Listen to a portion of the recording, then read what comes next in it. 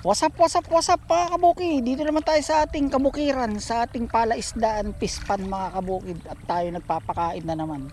Good morning, ganda ng panahon natin ngayon. Yung mainit, lalo na sa katanghalian, saka sa hapon. Pero hindi natin iindahin yan kasi nakakatuwa naman ang ating mga alaga. Tulad yan eh.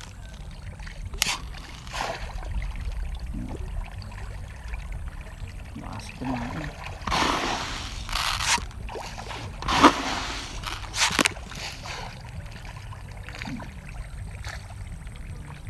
Nyo?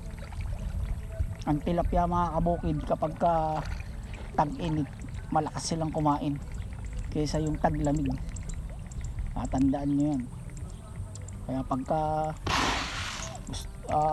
sumasalubong pa sila, bigyan nyo na ng bigyan mga kabukid.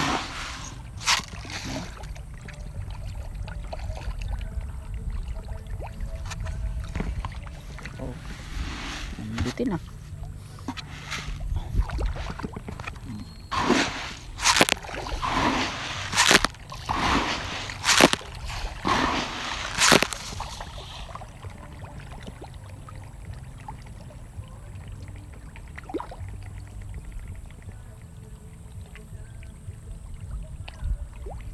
Ganyan lang pagpapakain.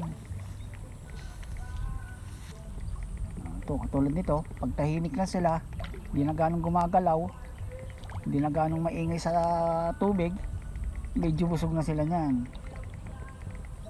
Kita nyo, pero bubugahan ulit natin sila. Kasi maski mga 2 dakot o 3 dakot para meron silang merenda. Para tao din mga kabukid.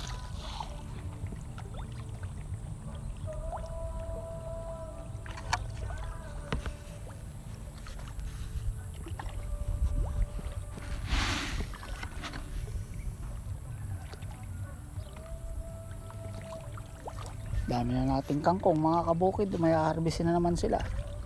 Yun po, yun, nandun pa sa malayo sa first pond dati na yun po. Tapos yun,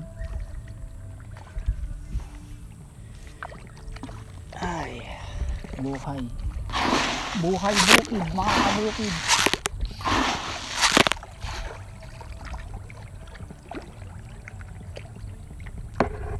So, salamat. Thanks for watching mga kabukid.